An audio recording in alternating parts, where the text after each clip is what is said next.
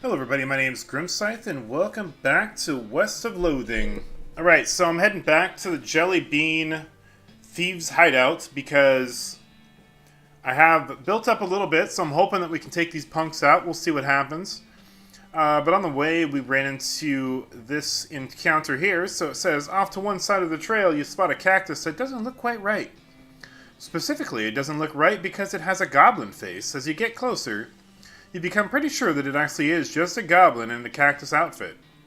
It gives you some annoyed side eye and tries to wave you away, but the cactus arms aren't very mobile. Ilali, pli, clant, ilali, bleu, blat, whatever. Do you know a guy named Cactus Bill? Oolala? Try to communicate with it. What are you doing? Glak hork ilur flag bloof parf. I don't understand. Why are you in a cactus? The goblin starts rocking back and forth. It seems like maybe they're trying to stab you with the cactus needles, but the cactus doesn't offer much freedom of movement. Attack! Yarr! You're going down, punk! So, should be a bit of an improvement over where we... Oh! Well, she survived the hit. That's a big improvement over where we were. Cactus Club. Wow. 7 muscle and 13 to 17 damage. That sounds fantastic. We might be using that. So, I don't know if anybody caught it, but I did make a video on how to level Susie. So we actually have Susie leveled up, so she can survive a little bit better than she could in the past. I think I've reached what is either the current maximum level or her maximum level period, so she's as strong as I can get her, so we've got the best companion possible as far as I can tell. Alright, let's check out this Cactus Club. 13 to 17, 7 physicality, or 13 to 17 with muscle. I like muscle. Cactus Club looks awesome. Fantastic. Alright. Let's see if we can do better against these fools. Let's see. You approach the bandits, seated around the fire. The meanest looking one speaks up. Don't know why you think you're a stranger, but you better turn yourselves right around and head back the way you came unless you want to eat lead. That's not very neighborly. Take a hack, neighbor. Alright, we're going to attack with violence. But this time they didn't get the jump on us, so that's a good thing. We can take one of these guys out maybe before... Man, they are tough. We may not yet be tough enough. But we're going to try it. So this is going to do up to 138 minimum. So let's take out the toughest hombre we can. This guy right here is going to be the toughest guy we can do. First, we're going to get beefy! And then I don't know if that actually affects our damage here. It does, actually. So let's take out... This guy here is the toughest one. Bop, bop, bop! Oh, I forgot I had the attacks, the combat speed turned up. I apologize for that. Actually, we'll turn that down after this fight. I was just doing that while I was farming. Oh no! No, we're not gonna... No. Oh, bad news. I don't think we can survive. I should have healed. I don't think it would have mattered though. Alright, so we still are not tough enough to take these guys out. So that's fine. We'll come back another time. Man, I thought I farmed enough, but I guess not. So what other options do we have right now? We got to go to Breadwood. So let's do that. Let's see. There's a goblin standing off to one side of the trail, just staring up at the sky. They don't even seem to notice you approaching. Hello? The goblin jumps a little in surprise and greets you, presumably, since you can't understand what they're saying. They seem pretty distracted by whatever they're doing, though, and soon you're staring up at the sky again. You don't look up, but don't see anything noteworthy. Try to communicate with it. A moon? It's way too early. The moons won't be out for hours. The goblin hands you some pebbles with a grin and goes back to staring upwards. Got moon bits. Powdery little bits of moon rock. A real curiosity in this day and age. Cool. I'll take it. Sounds good to me. Whoa, what the heck? It's a walking horse. This town's gone to pot when the horses are drunk. It's partner. There's a ranch out this way run by a lady named Alexandria. Not that I got much hope for her still being alive. Ah, come on, Susie, keep your chin up. Nah, I'm fine, long as we put a stop to this. Okay. Alright, so let's check out the, whatever this is. What is this? Breadwood Mayor. Alright, I'm Mayor. Howdy, Mayor. I'm Grim Scythe. Here on behalf of Manifest Destiny Railroad Company, we need to build a bridge in a hurry. So I'm here to cut a deal with you for the lumber. Alright, I believe we can scrape together that much wood. What sort of down payment are you offering? I sort of expected you would just bill us. You want that much lumber with no payment up front? Are you serious? I can probably offer you free train rides? I do enjoy a nice train ride, but that deal would be a real problem. And I've already got 7 problems to worry about. Oh? The mayor glances at the list of problems posted on the wall and paces around nervously. Offer to help with problems. Maybe I can help with some of your problems. Oh, thank you. I certainly would welcome any assistance you can offer. Look at the problems board. You glance at the problems board, which offers a selection of current issues as well as dire warning. Which problem do you want to offer to help with? Missing mail. Maybe I can help with some of your problems. Oh, thank you. I already read that part. You glance at the problems board, which offers a selection of current issues. Our last batch of mail never got here. We don't know if something happened to the mailman or what.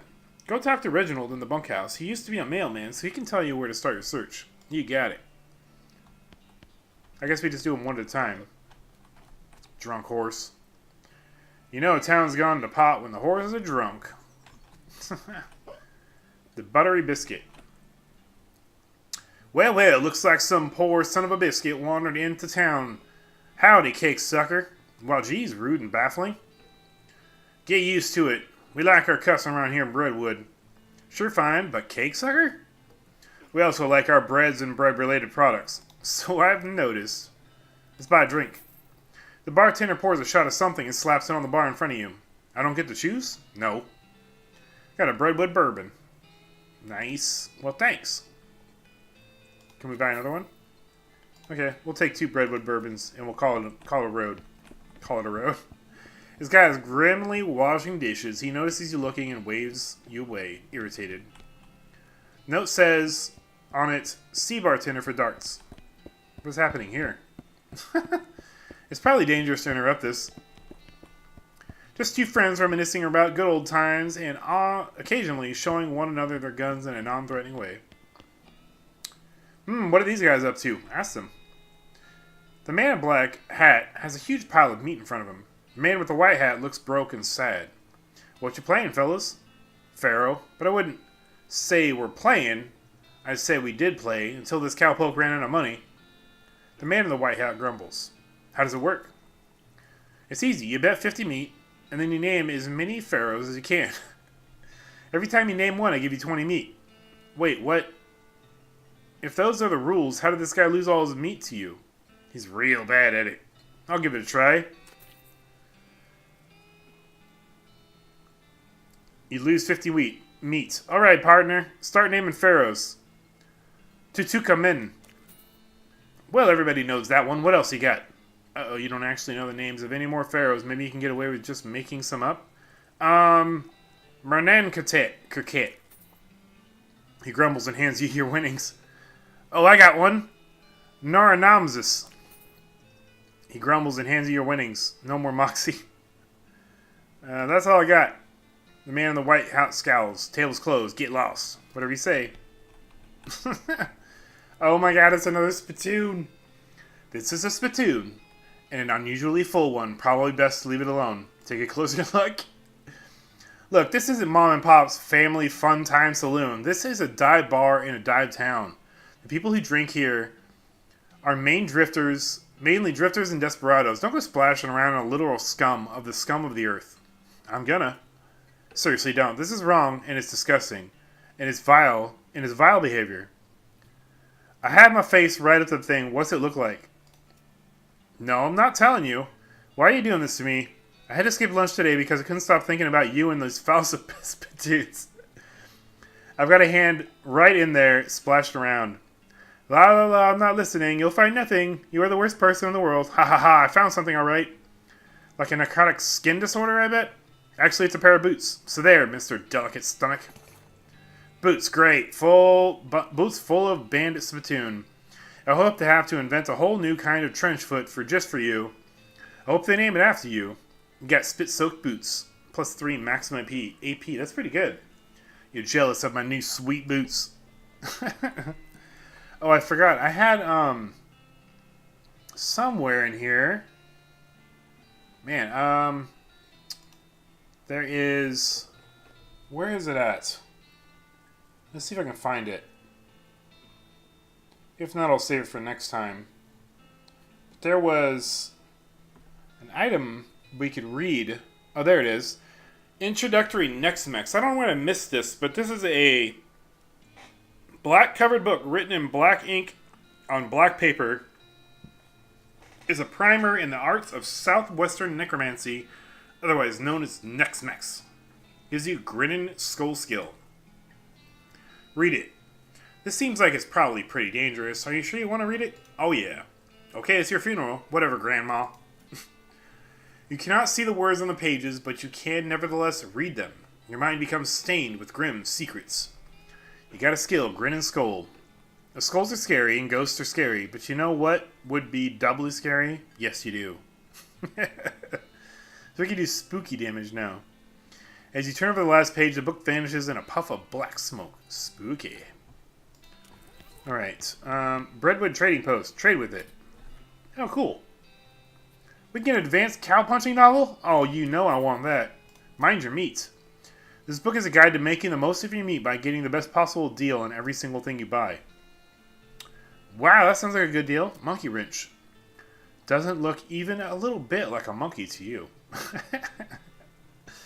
I gotta get that. Wet boots. Heat resistance sulfur match. I've got to match your face in your face of somebody who owns at least one matchstick. Mushroom plucking pliers. This is a pair of delicate pliers designed for picking mushrooms without knocking loose all the important spores and stuff. Well, let's take Mind Your Meat. Buy it. Alright, we're going to go back. We're going to read that. You read the book from cover to cover and learn, among other things, that its cover price is way too high. Got Dickerin, plus 10 discounts at stores. After you're done reading it, you use your newfound skills to pawn it off on a wide-eyed rube for 60 meat. Nice. Alright, let's pick up the monkey wrench and the mushroom plucking pliers, because those sound like they'll come in handy. And I always got to pick up the blank postcards. Length of ropes. I think I have one of those, it says. Do we have a crowbar? I think if it's alphabetical, let's see. Looks like we don't. I'll take it. Alright. We're out of money. It says 1 IOU piano. We're out of money completely. Bunkhouse. Flush it just for fun. On the one hand, it's a modern convenience. On the other hand, it's got zero privacy. Huzzah! These buzz must have been for tenants who drew the short straws. There's some water and a few miscellaneous toiletries provided. Wash up. Ah, much better. What's this guy doing? This guy's just chilling by the fire. Must not be a very good fire. Howdy, stranger. I'm Hobart Buppert. You're what now? Oh, I mean, hi, Hobart. I'm Grimscythe. You seem to be a traveling sort. Mind doing a fellow a favor? What's the favor? Thing is, my only dream in life is to see an owl skeleton. Well, that's quite a dream. I heard they got one of the petting cemetery, but the what? Petting cemetery. Is that what it sounds like? Exactly what it sounds like, but see, I ain't got no meat for a ticket. You want a loan? Nah, I got no prospects for paying it back, but I got a camera. And I figured you might go to the cemetery and take a picture of an owl skeleton and bring it back for me? Sure, I'll do that. Great, thank you a bundle. Got an item owl camera. It's an owl camera. He marks the location on your cemetery on your map. Okay, I'll be back. Okay, owl will be back. Oh, you know it. Footlocker, I don't have a lockpick in level 2. What do you got to say? This guy seems very focused on his beard growing. Hey, me too, buddy. Howdy, are you original? Who the focaccia are you? Name's Grimscythe. The mayor's got me investigating some missing mail. Said you could give me a little line on where to start looking. Oh, yeah, alright. I gave up being a mailman a couple years ago, but I doubt they've changed the system much. All the mail headed here used to go through a way station just southwest of here. I'll mark it on your map. Fantastic. Thank you very much. Okay, so we've got lots of different places to go now, it sounds like. Let's see what else is in town. Wait, what did it say? Dunwich Crouton. Croissant Le Breton. The graves past here are all too old to still be illegible. Oh, we got foraging. There's a patch of pepperoni mold growing out of his grave. You carefully slice up the pepperoni mold and place it on a pizza crust. You got an item tombstone pizza. Wait, what's that one? More pepperoni mold. Delicious. Nothing that way but thousands of trees. Okay, so I think that is the town. All is not well with this well. Alright, crazy Loco. Alright, what do we got? I did also discover a new location on this other side of the map over here, the Snake Pit Mine. So let's go take a peek at that real quick. When I was wandering around leveling up, I did run across that. Exposed meat vein. Delicious. It's your partner. Well, gosh. Okay. You look at the mining equipment and you have no idea what any of it does. Ask Susie to explain it to me. Hey, Susie, do you know how this stuff works? No? Okay, well, go then. Nope, nope, nope. Maybe this is if you had the miner dude. You could actually discover what this stuff's about. Got some hot coffee. Okay, let's go in here. Hello? Hello? Hey, buddy. You can see a snake coiled up in the little hole. Pull it out and punch it. But why are we gonna pull the poor little snakey out and punch it? Because we're cow punchers. We punch snakes too. I gotta remember right now to change the combat speed. Sorry about that. Combat back down to 100%. There we go. Alright. Cart is overflowing with rubble. Dig through it. Unrefined meat nugget times 2. What is this? There's a smoking snake in the smoking hole. Pull it out. How dare you! We got to jump on him this time. Oh, you're gonna get the 1, 2, 3. Bop, bop, bop. Bop. He's done. Well, we're definitely strong enough for some of these regular stuff things now. A cache of mining supplies. Yeah, sulfur match, smelling salts. What's that? Den is full of snake eggs. What the heck? Get him! Bop! Bop! And they hatched. Hatched snake eggs! Going down! One snake left. Hey! Watch where you're striking with your head there. You almost hit my crotch.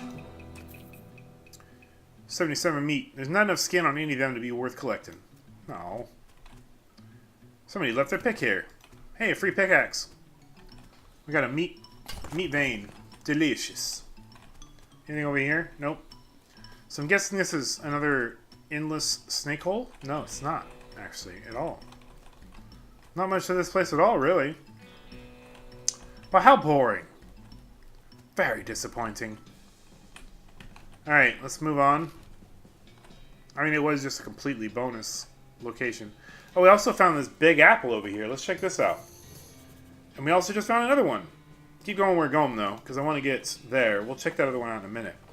There's so many locations. As you reach the center of the clearing, you were simultaneously struck with a profound awe and a terrible stench as you discover the largest road apple you've ever seen. You can't even imagine how this got here. Was it a giant horse? Was it 200 normal-sized horses acting collaboratively? They should have sent a poet. Yeah, they should have.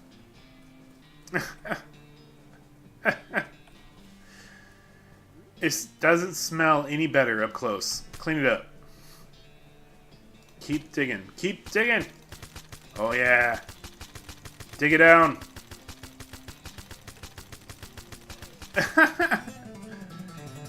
Woo! Hooray! Weird. Okay. The big apple is a big apple. Some thwack thwack noises lead you to the sight and the sight of a goblin chopping down a large cactus. When it sees you, it waves his axe at you threateningly and makes some angry sounding noises. Ooh-la-loo, ooh-la-la. Pray, clerp, plea, jaunt. Try to communicate with it. After you make placating gestures to indicate that you're friendly, and the goblin calms down. After that, the two of you sort of gesture back and forth at each other for a while, but other than "what are you doing?" cutting down a cactus, the conversation does not really go anywhere. Attack the goblin. We gotta kill him. Goblins are no good. Oh, I'm sorry, buddy. Ghost Goblin X. Very nice. What is this? This tent is a real mess. It looks like it was trampled by a whole herd of cows. There's something odd about it, though. Yeah, it looks like a big dude laying down, right? Or two-headed dude. This knapsack seems like it's taken a lot of abuse recently. Search it. Most of the contents are trashed from being stomped on. You do find a dented can of potted meat, though. You also notice that the knapsack has a knife sheath strapped to the side, but you don't see the knife anywhere.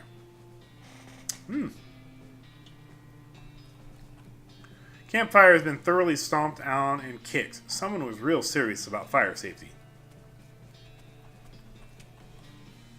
Yikes, you think maybe this used to be a person? Investigate. What about cows did this to a guy? I reckon so, judging from these tracks, but what's wrong? Something about these tracks ain't quite right. What do you mean? They aren't spaced out right, and they're uneven. Okay, what does that mean? I say either the cow that made those tracks was drunk, or it wasn't a cow that made them. Ow.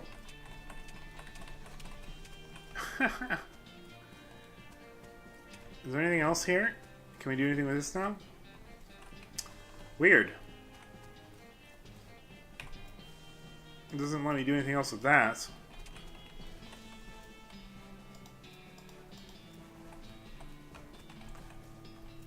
I thought there was another option there. I'm sorry. Follow the tracks. Oh, here we go. Since you have reason to believe these tracks may be fake, you either can follow them or head into the opposite direction. Follow the tracks. You follow the cow tracks for 100 yards or so, after which they stop suddenly. There don't seem to be any of interest nearby. Well, darn. Well, that's weird. Maybe another time, eh? Alright, let's check Alexandria Ranch.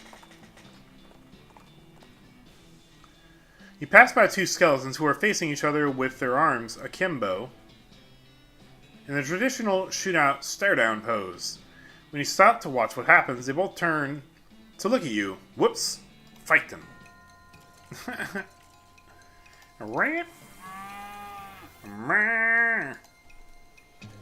Bonk.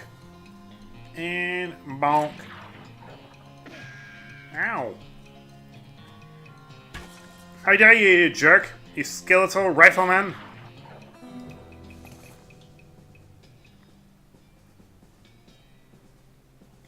Nothing useful there. Next job. You gerb. Whoa. Hey, cows. There's no way past these cows except through the cows. Bring it on, cows. You want some of this? I'll beef it up. Oh, that was overkill. I'm sorry. That was really overkill. That was just brutal. Whiff.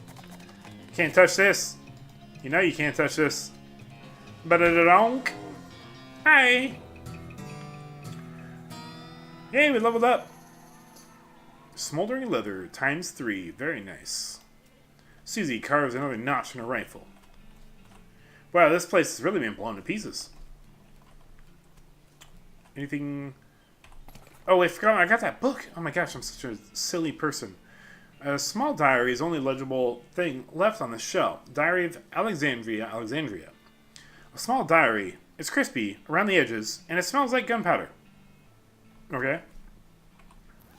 Let's check this thing out. Read it. You flip through the diary, most of it is uneventful, describing the life of a woman who likes books and isn't interested in much else. It ends with a passage about a soldier from the nearby fort warning her about some kind of danger he wouldn't specify. So she moved her most valuable books to the cellar and took the ordinary precautions, boarding up the windows and not leaving the house at night. Turns out that isn't much good against cannonballs.